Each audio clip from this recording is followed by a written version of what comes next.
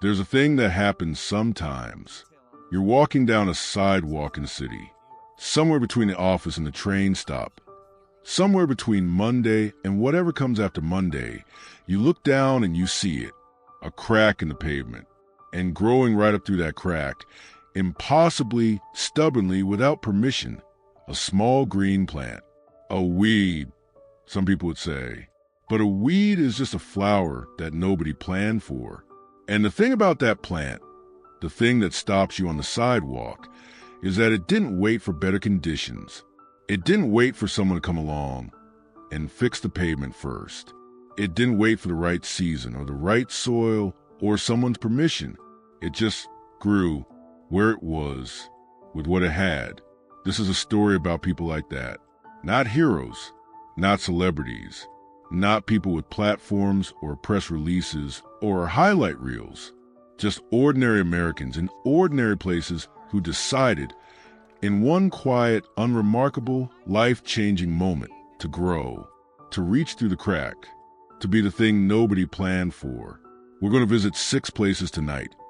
A kitchen in rural Montana, a street corner in Houston, a jazz hall in New Orleans, a farmhouse in Colorado, a rest stop on a highway in Oklahoma, and a ferry dock on the coast of Maine.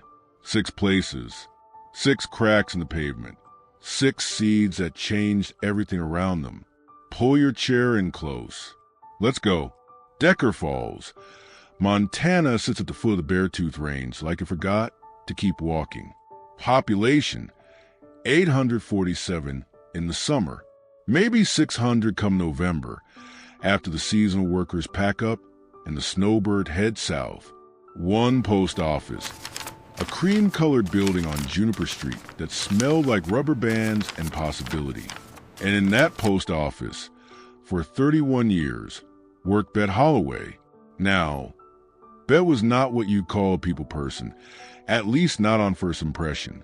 She was compact, efficient, sharp as a letter opener, and she had a look she gave to people who didn't sort their outgoing mail correctly that could curdle whole milk at 20 paces. But Decker Falls knew Bet, and knowing Bet was different from meeting her. Knowing Bet meant you understood that the efficiency and the sharpness were just a shell, the way a walnut looks from the outside when the good stuff is all on the inside. For 31 years, Bet had delivered the mail, all kinds of mail. Birthday cards for people who still remember birthdays. Seed catalogs for the ranchers in February when the ground was frozen solid and you needed to believe spring was coming. Christmas boxes that smelled faintly of baked goods. Formal envelopes with official fonts that could hold either very good news or very bad news. And you wouldn't know until you opened them. Bet had held all of it. She had carried it up icy driveways and across fields and houses where sometimes nobody came to the door anymore, and she would leave the mail and say a quiet prayer and keep going. She retired in the first week of October. The post office threw her a party. There was a sheet cake and a card signed by most of town. There were speeches. Bet thanked everyone, drove home, and sat at her kitchen table for 4 days wondering what to do with her hands. On the 5th day, there was a knock at her door. The woman standing on the porch was someone Bet had seen 100 times on her route, but had never really talked to. Her name was Vivian Strout, 72 years old, gray hair cut close, hands that shook slightly with what Bet suspected was the early reach of Parkinson's. She lived at the end of Chalk Road, alone in a yellow house with 3 bird feeders and a satellite dish. In her hands, Vivian was holding a box. "I wasn't sure if I should come," Vivian said, "but I've been holding on to this for a long time, and I figured you of all people ought to know." Bet looked at the box. "Come in," she said. They sat at the kitchen table. Vivian opened the box. Inside were letters, dozens and dozens of letters, all addressed to Vivian, all from the same return address, a street in Billings, Montana, all sent over a span of 22 years, all unopened. "My daughter," Vivian said quietly. "We had a falling out when she was 23. I was stubborn. She was stubborn. We both said things that should have stayed unsaid. Bet looked at the letters. She kept writing. Bet asked, "For 22 years." Vivian smoothed one envelope with a trembling hand. "I couldn't open them. Every time I pick one up, I was so afraid of what was inside. Afraid it would be angry. Afraid it would be sad. Afraid it would tell me it was too late." She paused, and then the letters just stopped. "About 3 years ago." A long silence. "And now you want to know," Bet said. "Now I can't not know anymore," Vivian said. "I'm 72. My hands shake. And I'm tired being afraid of what's inside." Bet looked at this woman. This neighbor she'd delivered mail to for 3 decades. This woman she'd waved from a postal truck. This woman she'd never really seen until right now. "Would you like some help?" Bet asked. Vivian looked at her with the expression of someone who'd been carrying something so long they'd forgotten they could put it down. "Please," she said. They sat at that kitchen table for 6 hours. Bet made tea, made again when it got cold, made a third pot when the second ran out, and they opened the letters, one by one, in order from the oldest to the newest. The daughter's name was Renata, and the letters were not angry. They were not a list of grievances. They were not a final inventory of wounds. They were love letters. Not romantic, but love in its most aching and persistent form.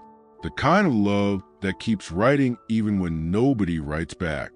The kind that says, "I don't know if you'll ever read this, but I'm still here. I'm still your daughter. I'm still trying."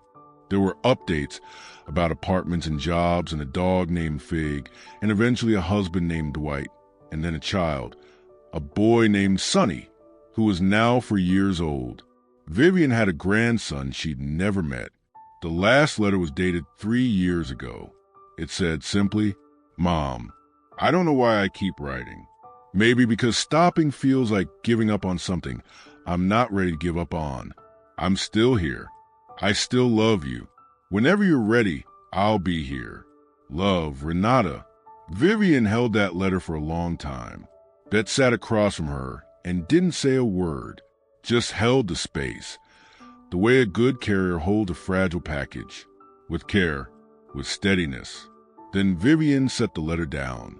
"Will you help me write back?" she asked. "I was a mail carrier for 31 years, Bet said, "not a letter writer." "But you read 31 years of other people's lives." Vivian looked at her. "You know what matters." Bet thought about that. "Okay," she said. "Let's start with the most important thing." She pulled out a notepad. "Tell her about Sonny." Vivian blinked. "What about him?" "Tell her you know his name," Bet said. "That's the first thing. She needs to know you read them. She needs to know she was heard." Vivian began. She dictated.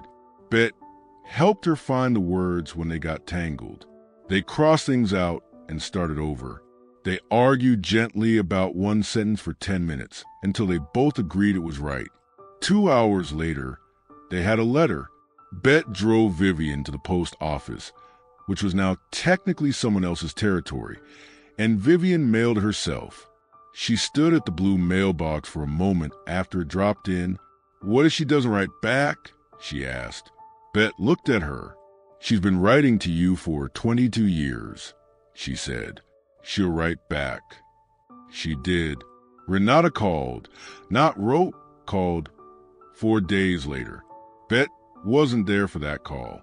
That belonged to Vivian alone. But the following spring, a woman came to Decker Falls with a 4-year-old boy and a husband named Dwight who wore a hunting vest and shook Vivian's hand 3 times. And a boy named Sonny ran up the porch of the yellow house on Chalk Road and said, "Grandma."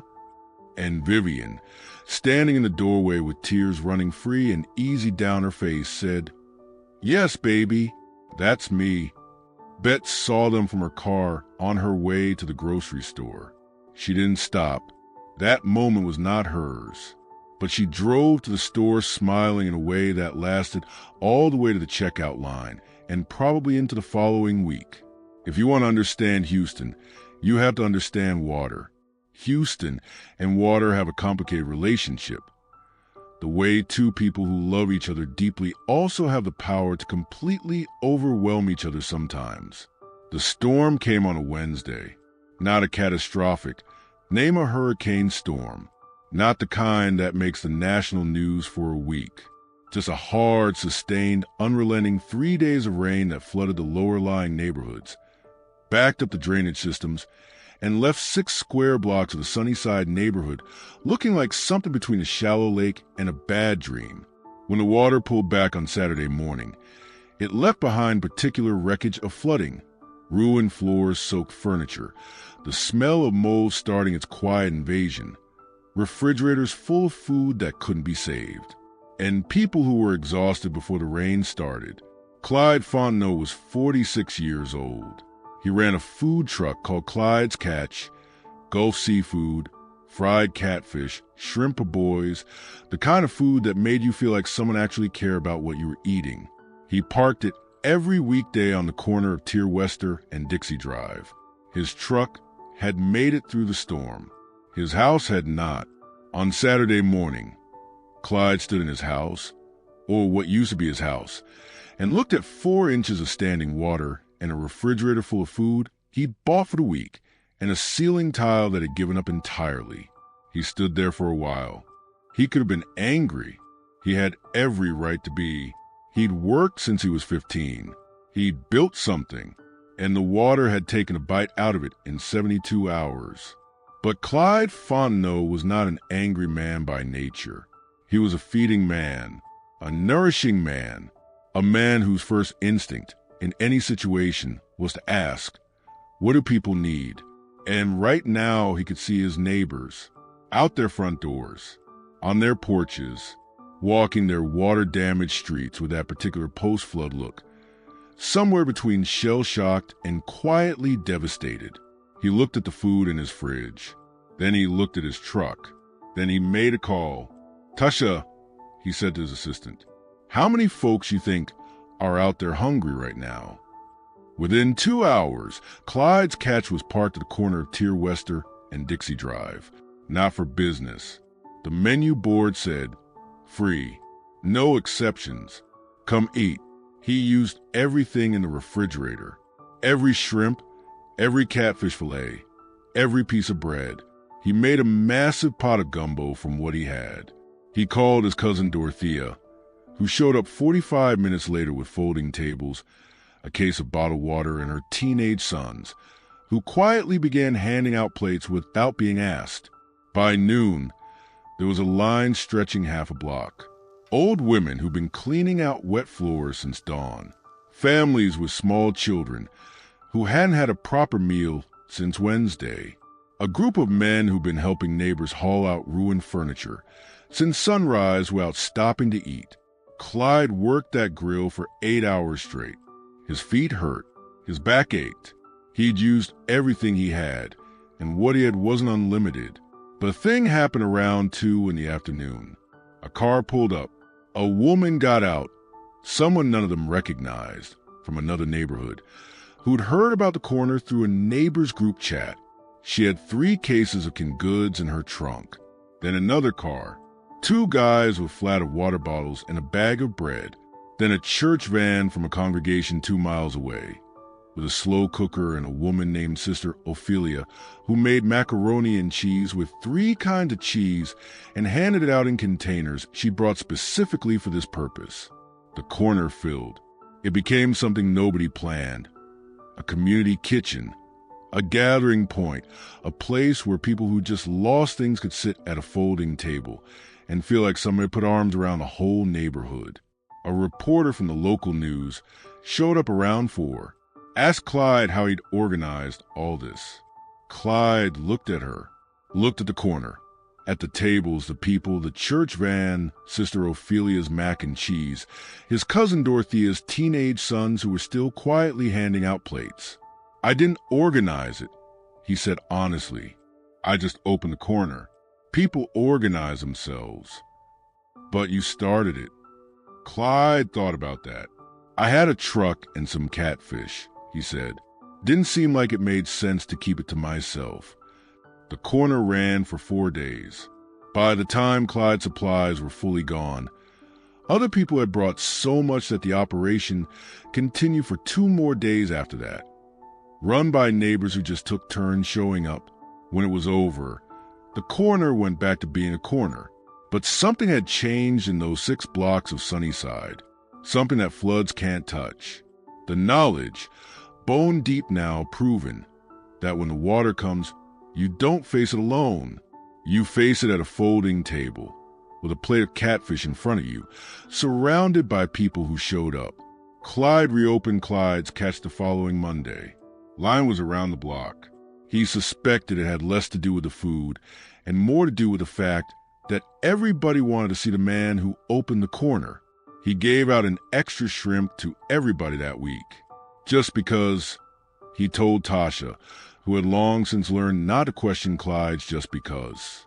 Now let's go to New Orleans, because every good American story eventually makes its way to New Orleans, the city that turns grief into music and music into something that feeds you in a way food can't.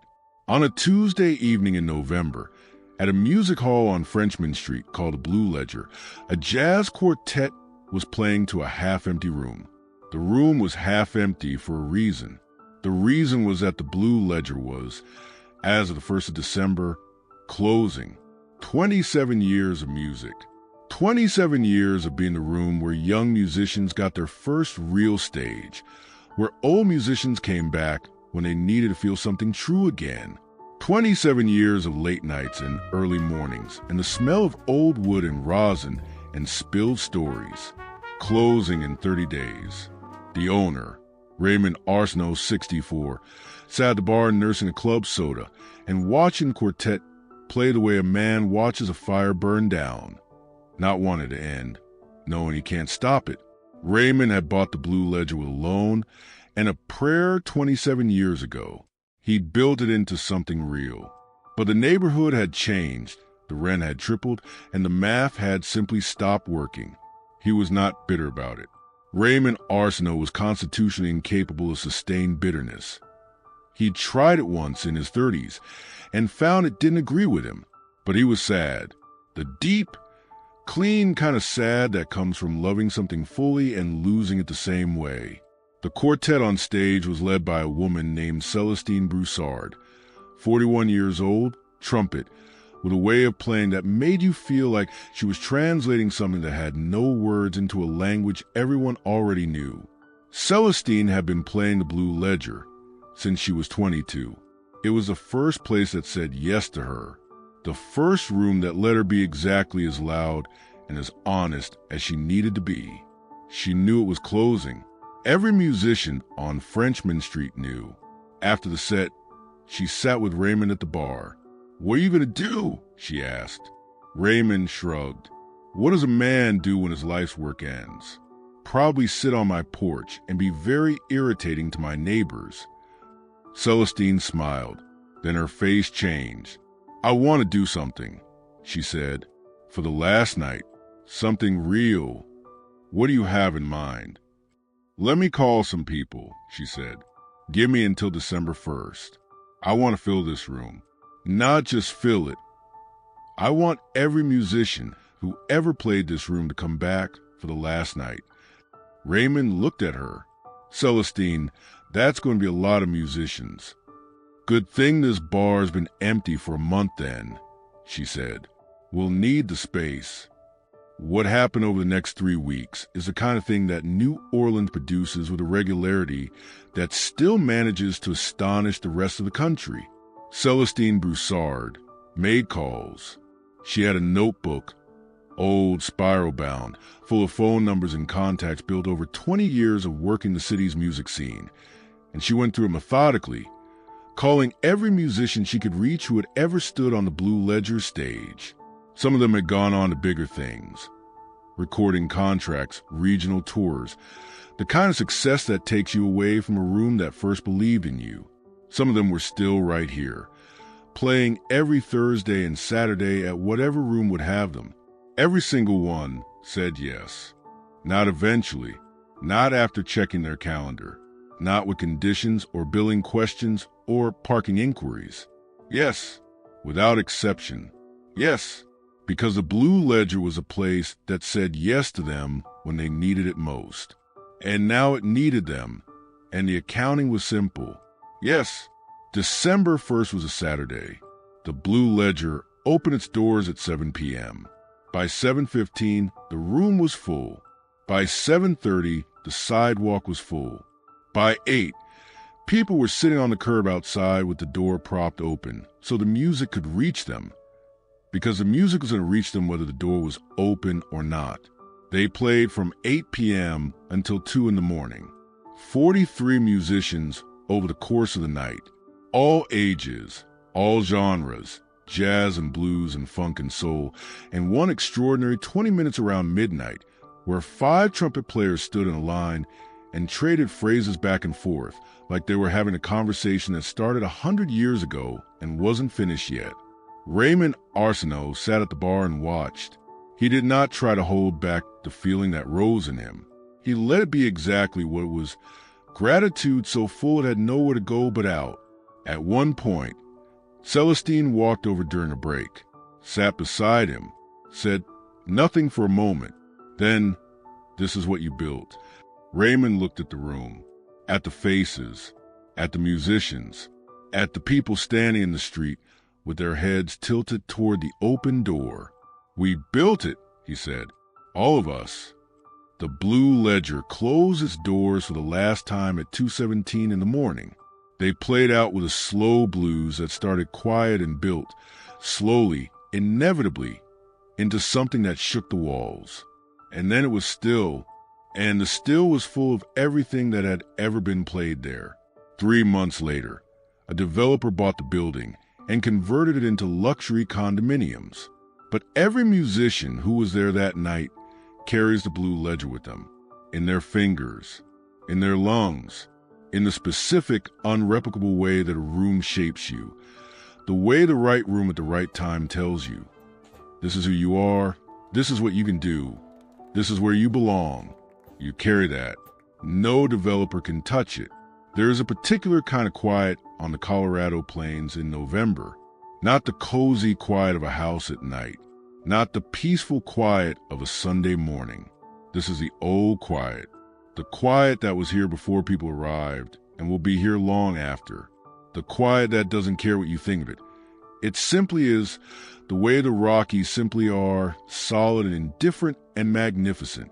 In this quiet, on 60 acres of flat land outside Pueblo, a woman named Harlow Geist was sitting on her porch looking at her cattle. She had 37 of them. She'd had 62 in the spring. The drought had taken the rest. Not dramatically, not all at once, but the slow, grinding, resource-depleting way that drought takes things. The feed costs, the water, the decisions that don't have good options, only less bad ones. Harlow was 48 years old, 3rd generation on this land. Her grandfather had worked it. Her father had worked it. She had worked it since she was old enough to understand what work meant, which, on a cattle ranch, is young. She was not in crisis. Not yet, but the edge was visible from where she stood. And she stood there alone. Her husband, Pete, had died 4 years ago, and her 2 adult children lived in Denver and called on Sundays with concern in their voices that she pretended not to hear. She managed. She was a manager.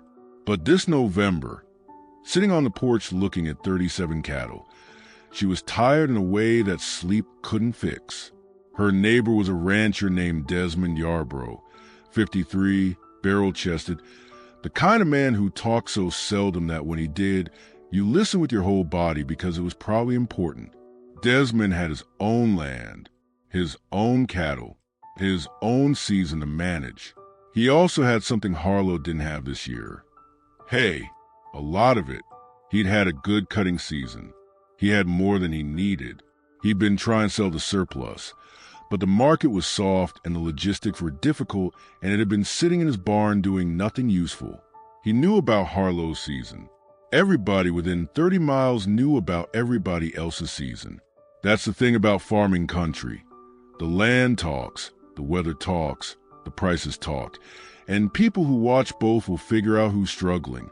Desmond Yarborough had been thinking about this for 3 weeks. He didn't talk about it to anyone. He wasn't a talker. He just showed up.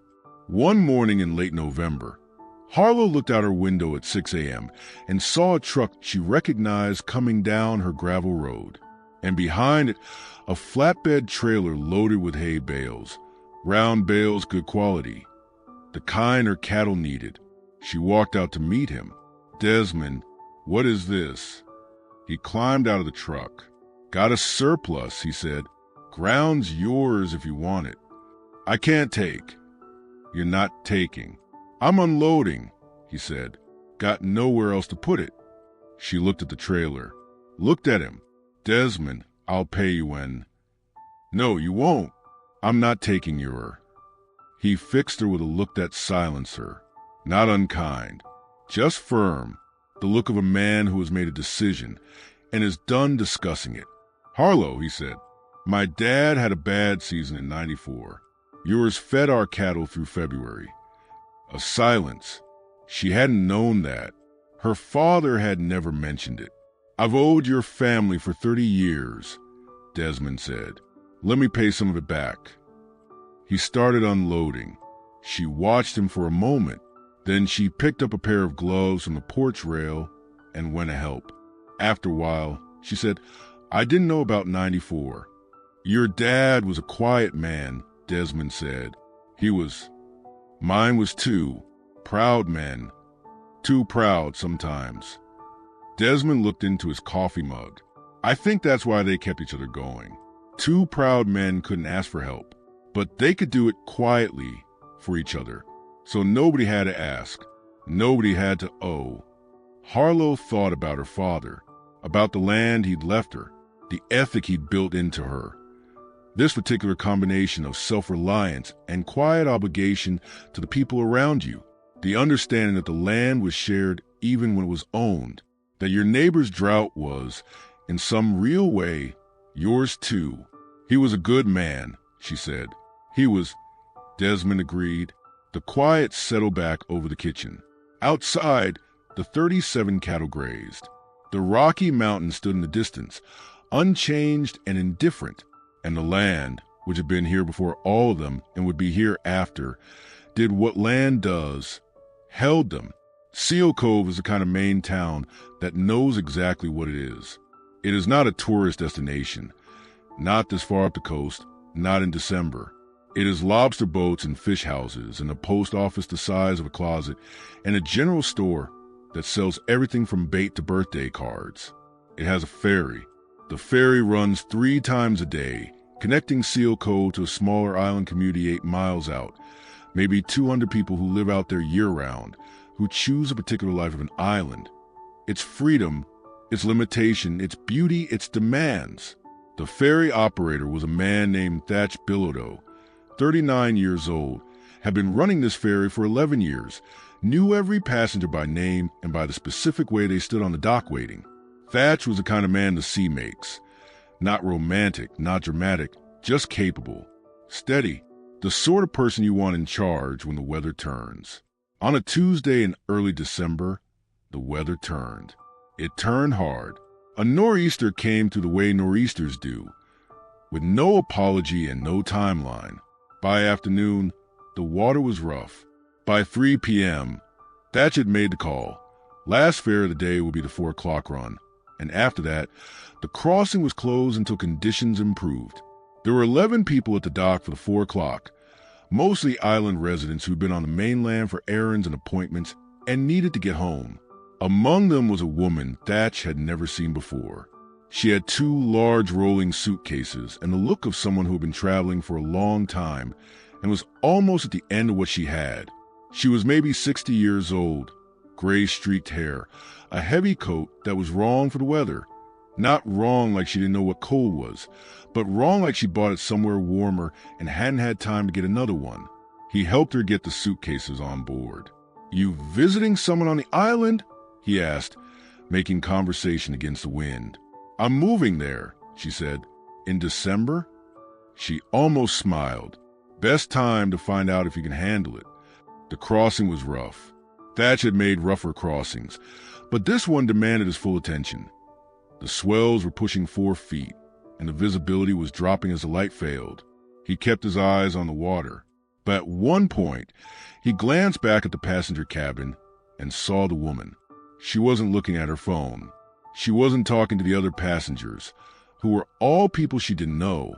She was looking out the window at the water, not with fear. He knew what fear looked like on a passenger, and that wasn't it. She was looking at the water the way someone looks at something they've been trying to get to for a long time. Her name, he would learn later, was Vera Dalton. She had lived in Phoenix, Arizona for 23 years. She had worked as a paralegal. She had a condo and a car and a routine. She had a life that was, by all measurable standards, fine. But fine had started to feel like a particularly polished type of empty. 2 years ago, she'd taken a solo trip to the Maine coast, a week in July just to see it. She'd taken the ferry to the island on a whim.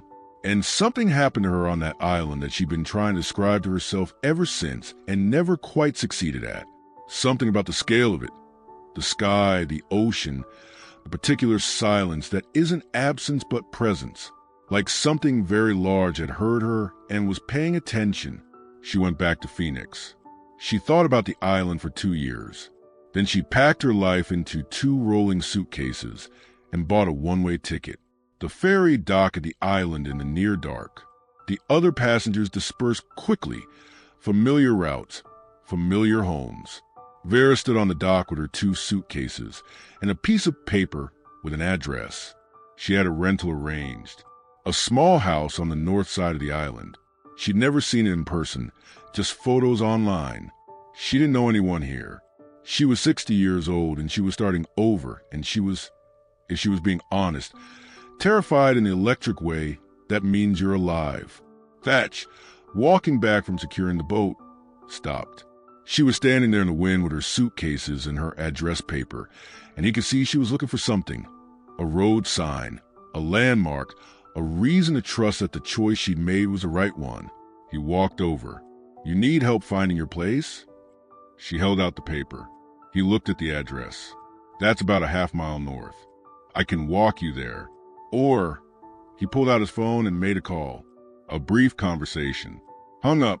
"My sister's husband is 2 minutes away. He'll drive you. He knows every house on this island." Vera looked at him. The wind was cutting. The ferry was tied off and creek rocking against the dock.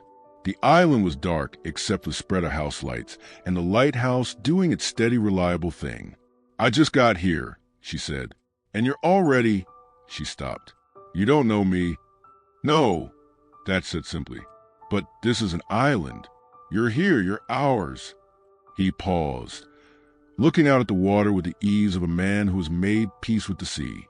"That's how it works out here. Everybody who stays, we look after." A truck pulled up on the dock road. An old blue pickup, a large man with a beard waving from the window. Vera Dalton looked at the truck, looked at the darkness of the island, looked at the lighthouse, blinking steady and reliable. She picked up her suitcases, and she went. "Now, before we get to the through line, before we gather everything together and lay it out and look at what all these people share, I need to tell you about the bikers, because this story has bikers in it. And if you just felt yourself make an assumption about what that means, I need you to set that assumption down gently on the side of the road. We'll come back to it later, or maybe we won't need to. Either way, set it down. And listen, Route 270 cuts through the middle of Oklahoma, the way a long thought cuts through a quiet mind. Steady, unhurried, going somewhere specific even when the land around it looks like it's going nowhere at all. Red earth, wide sky, the particular flat expansiveness of the southern plains that makes some people feel exposed and other people feel free, depending entirely on what they're carrying. On this Tuesday in early October, a group of 12 motorcycles was rolling west on Route 270. They were a club, not a gang, a club, and the distinction matters, called the Wayfarers. A mix of ages. The youngest, Odette Pruitt, was 26, a veterinary technician from Tulsa who rode a burgundy Sportster with a stuffed armadillo zip-tied to the handlebar for reasons she declined to fully explain. The oldest was Wendell Crow Craycraft, 68, retired school bus driver, who had been riding since before most of his clubmates were born and had the stories to prove it, though he only told them when asked and only then after a reasonable pause. The club's president, the one who set the pace and called the stops and kept 12 individual personalities moving in roughly the same direction, was a man named Huck Devereaux. Huck was 51, 6'2", arms like load-bearing walls, a beard that arrived somewhere before the rest of him, a road name stitched on the back of his leather vest above the club patch that said Shepherd. He had earned that name in a way he didn't talk about often, but the people in the club knew, and the knowing was part why they followed him. The Wayfarers were riding from Tulsa to Amarillo, a 3-day route they did every October. Partly for the riding, partly because October in Oklahoma and the Texas Panhandle is one of the better-kept secrets in American scenery, and partly because Crow had declared years ago that he intended to ride this road every October until his knees or his heart gave out, and nobody was going to let him do that alone. At a rest stop 40 miles outside of Hennessy, picnic tables, a vending machine, a patch of grass, the kind of functional roadside stop that asks nothing of you and gives you exactly what you need. The Wayfarers pulled in for a break, engines down, helmets off. The quiet after 12 motorcycles stop running is a particular kind of quiet that feels earned. Huck walked to the vending machine, and that's when he heard it. From the far end of the rest stop, past the picnic tables near the grass, a sound. High, sustained distress. Not crying exactly. More precise than crying. More insistent. He looked over. A woman was crouched on the ground near a picnic table, her hands held out in a gentle, steadying gesture, speaking quietly to a boy who was sitting on the grass with his knees pulled to his chest, rocking, making that sound. She looked exhausted in a way that suggested she had been managing something very large and very invisible for a very long time. The boy was maybe 9 or 10. Dark hair, a blue shirt with a printed design of an old locomotive on it. He was not having a good moment. Several other rest stop visitors had taken note, and taken several steps in the other direction, in a particular way that people sometimes move away from what they don't know how to approach. Huck stood for a moment. Then he turned back to the cluster of bikes. "Odette," he said quietly, "you're good with people. Come here." She came. Then he looked at the group. "Everybody stay cool. Stay back. Don't crowd. Crow, you got that drawing stuff." Crow looked mildly offended. "It's a sketchbook. Bring it." The woman's name was Coretta Sims, 37, driving from Oklahoma City to visit her sister in Woodward. Her son's name was Tobias, and he was 9 years old and autistic, and the combination of too many hours in the car, the harsh fluorescent lights of the last gas station, and a stop that went longer than expected had overwhelmed his system in a way that had no quick fix and no shortcut. Coretta knew how to handle this. She'd been handling it for 9 years, but handling it alone on the road, with well-meaning strangers either staring or fleeing, that part never got easier. When Huck approached, slowly, no sudden movements, hands visible, having left his vest with the others so the metal hardware wouldn't catch the light and startle. Coretta looked up at this enormous man and did the involuntary risk calculation that any parent does. He read it. "We're just travelers," he said quietly, staying at a distance that was respectful. "We're not going to crowd him. But my friend Crow, he draws sketches, and this young man looks like he might be interested in something specific." Coretta looked at him for a long moment. Then she looked at Tobias, still rocking, eyes down in the private storm of sensory overload. "He loves trains," she said softly. "Old steam locomotives. It's all he talks about." Huck nodded once. He went back to Crow. Coretta watched as the old man, 68, gray-bearded, moving at the specific unhurried pace of a man who understood that some things could not be rushed, sat down on the far end of the picnic table, not near the boy, not intruding, and opened his sketchbook, and began to draw.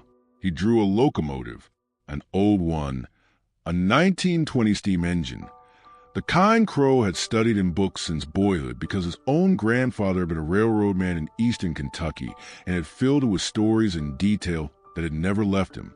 He drew it from the front, the headlamp, the cowcatcher, the enormous circular face of the boiler, with the patient precision of someone who was not performing art, but simply recording something he knew. He didn't look at Tobias. He just drew.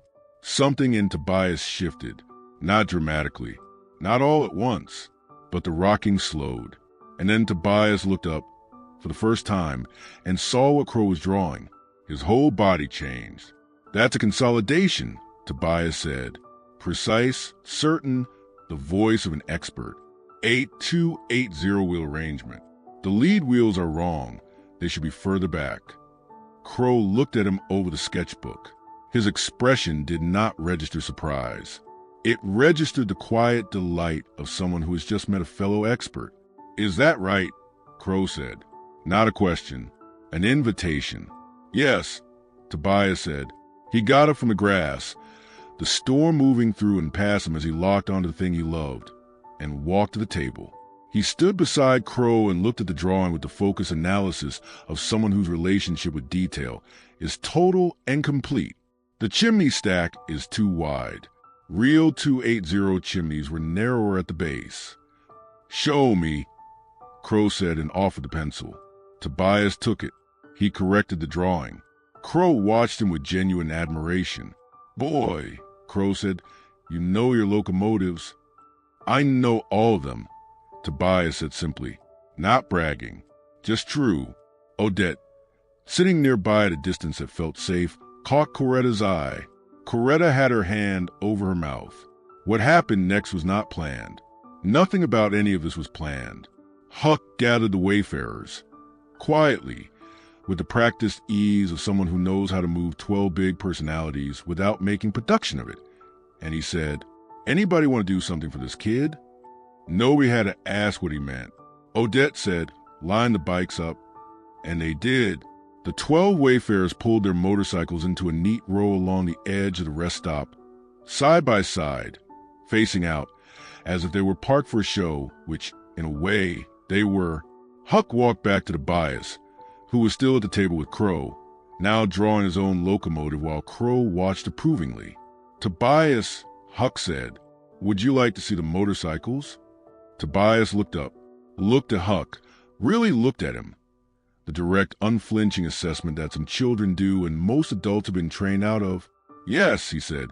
What followed was 45 minutes that Coretta Sims would describe later, to her sister, to her friends, eventually to anyone who would listen, as the single most unexpected gift she had ever witnessed given to her son. Tobias moved down the line of motorcycles with a focused attention. He gave everything that interested him, which was total and complete and magnificent. Each biker told him about their machine, the engine size, the make and year, the modifications, the stories of where they'd been on it. Tobias asked questions that stopped several of the more experienced riders in their tracks. Technical questions, precise questions, the questions of the mind that has absorbed information in a category until the category has no more secrets from him. "What's the bore and stroke on your V-twin?" he asked Odette. She blinked. "I have to look that up." 3.81 to 5 by 3.81 to 5, Tobias said. "It's a rubber mount engine. It was introduced in 2004. Odette stared at him. "How do you know that?" "I read," Tobias said, already moving to the next bike. Huck, walking beside him like a quiet escort, found himself smiling in a way he hadn't in a while. At the end of the line was Huck's bike, a 2003 Road King, black, chrome, substantial. The bike of a man who has made peace with where he's going and is in no rush to get there. Tobias stood in front of it for a long time. Then he said, "Can I sit on it?" Huck looked at Coretta, who was nearby. She nodded. Huck lifted Tobias. Gently, easily, The way a man his size can make big things feel effortless, and set him in the saddle. Tobias sat on that road king with his hands on the grips and his feet nowhere near the foot pegs in the wide Oklahoma sky behind him, and 12 bikers watching. He didn't make a sound. His face was the face of someone who has arrived somewhere they didn't know they were going. Crow, who had come to see, said quietly to no one in particular, "That boy belongs on a road somewhere." Huck heard it, nodded slowly. "A lot of us do," he said, when it was time to go, because rest stops are only ever temporary. That's their whole nature. Nobody stays. The wayfarers said their goodbyes. Crow tore the locomotive drawing from his sketchbook and gave it to Tobias. Tobias looked at it, studied the corrections he'd made, folded it carefully, and put it in his pocket. "Thank you," he said. "Direct." "Certain." "Thank you," Crow said back, and meant it equally. Coretta shook Huck's hand. She tried to say something and couldn't quite get there. He understood. "Road treats everybody the same," he said. "Hot, tired, overwhelmed. Don't matter if it's your first time out or your 1000th. Road's honest that way." He looked at Tobias, who was still studying the motorcycles as they started up. "Your boy's got a good mind. Don't let anybody convince him otherwise. And the people on it. Now, I want to do something I don't always do. I want to bring these 6 stories into the same room. Not literally, because a retired Montana mail carrier and a Houston food truck operator and a New Orleans jazz musician and a Colorado rancher and 12 Oklahoma bikers and a Maine ferry operator are unlikely to ever occupy the same room. But they share something. They share the specific shape of what they did. None of them were asked. That's the first thing. Bet Holloway was not asked to sit with Vivian for 6 hours and read 22 years of unopened letters. She was just a neighbor who showed up when the door was knocked on, and she stayed. Clyde Fontenot was not asked to open his truck and feed his flooded neighborhood. He had his own soaked floor and his own ruined ceiling. He stayed anyway. Celestine Broussard was not asked to spend 3 weeks calling 40 musicians and organizing the last great night of the Blue Ledger. Nobody assigned her that job. She saw what needed to be done and decided she was the one to do it. Desmond Yarbrough was not asked. Hadn't been asked in 30 years. He showed up anyway, because his father's debt was his debt, and because debt that's paid with hay and silence and no expectation of return isn't really dead at all. It's just how people stay alive out here, together. Huck Devereaux and the wayfarers were not asked. They were stopped at a rest stop on a Tuesday, stretching their legs between Tulsa and Amarillo, and they saw a boy in a storm and a mother holding the edges of it, and they did not calculate the risk to their reputation or whether it was their place. They just moved toward it, quietly, one sketchbook and one open saddle at a time. And Thatch Bilodeau, he was done for the day. The ferry was docked. His job was complete, and he stopped anyway. Nobody asked. They just paid attention. That's the second thing. They were paying attention to the world around them, not performing attention, not scrolling past the thing and double-tapping the picture of the thing and moving on. Actually, genuinely looking at the people in front of them and asking, not always out loud, not always in words, what is this person carrying? And do I have anything that could help? Bet saw Vivian at the door with a box and understood instantly that this was not just a box. Clyde looked at the flooded corner of his neighborhood and saw hunger before he saw inconvenience. Celestine sat with Raymond and understood that what he was losing was not just a building. Desmond added up the math of the season and the math of 30 years ago and drove his flatbed over.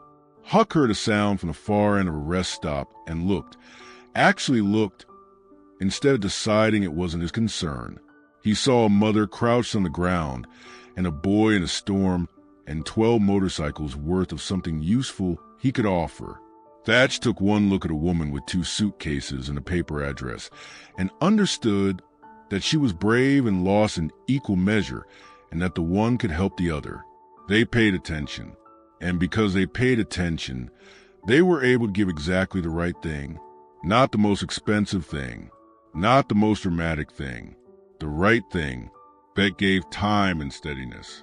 Clyde gave food and the example of what a person can do with what they have. Celestine gave music, and what music actually is, which is proof that we were here, that we felt things, that we mattered. Desmond gave hay and the freedom to receive something without it becoming a wound to your pride. Huck and the Wayfarers gave Tobias 45 minutes of being completely, unconditionally seen, not managed, not tolerated, not moved away from, but genuinely, wonderingly met.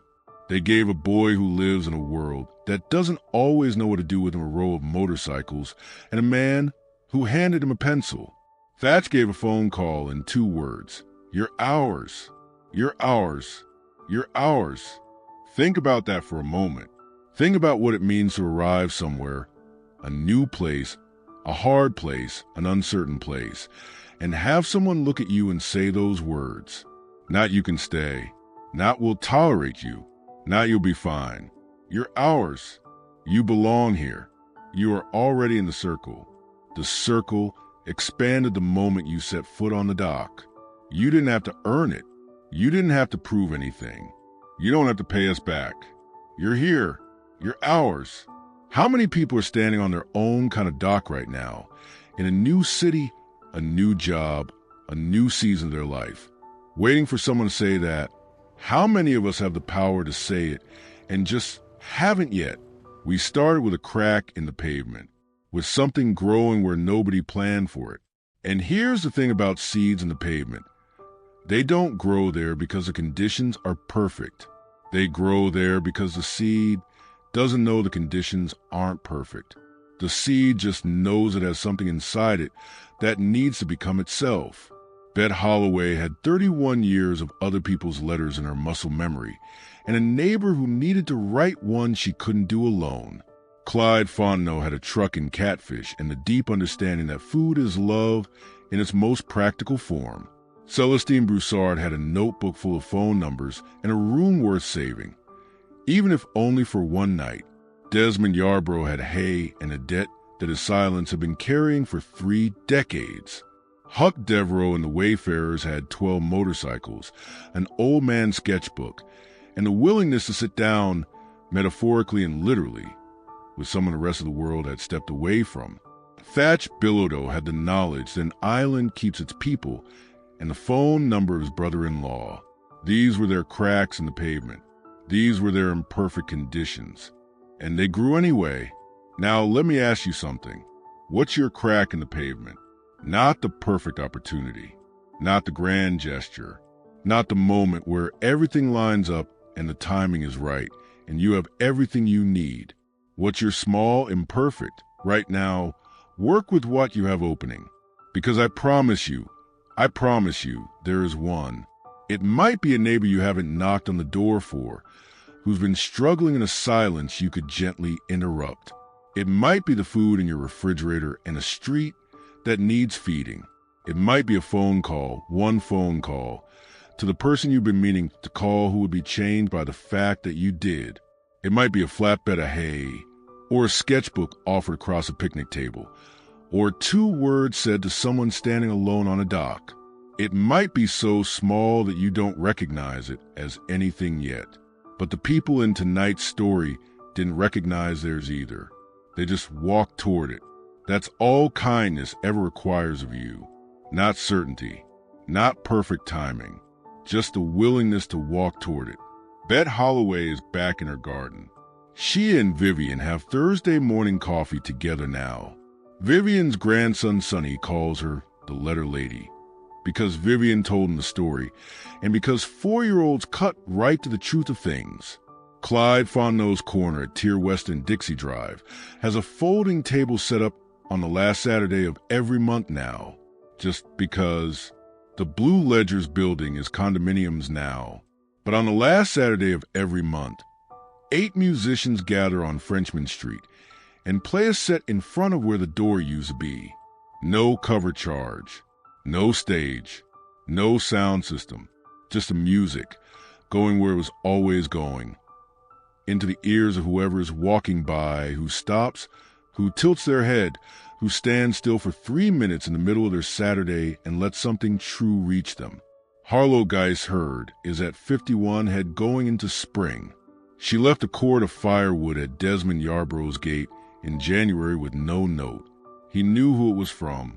The Wayfarers finished their October ride Amarillo. They do it every year. But this year, something new was added to the tradition. Crows started a sketchbook page at every rest stop they pull into, a drawing of something, a landmark, a truck, a bird on a fence post, whatever catches his eye. He leaves the sketchbook open on the picnic table. When they ride out, by the time they reached Amarillo, for strangers had added drawings of their own. 3 weeks after the rest stop, Coretta Sims sent a letter to a P.O. box for the Wayfarers. She found the club online, thanking them. Huck read it to the group at their monthly meeting in Tulsa. Nobody said much afterward. They didn't need to. Tobias is still talking about the Road King. Coretta is looking into motorcycle safety courses for when the time comes. Vera Dalton is still on the island. She's been there 3 months now. She's still cold. She's learning to cut bait. She is, by her own account, the worst lobsterman in the history of Maine. But the fishermen let her on the boat anyway, because she's enthusiastic and she brings very good sandwiches. She is not lonely, not even a little. And somewhere right now, in a town you've never heard of, in a city you know well, on a highway in the middle of somewhere vast and American and free, someone is standing at a crack in the pavement, looking at it, deciding, be the seed, grow where you are, with what you have, in the conditions that are real, not the conditions that are perfect. Grow anyway. Thank you for listening to Seeds in the Pavement. Until next time, be the reason someone knows they're ours. Thank you.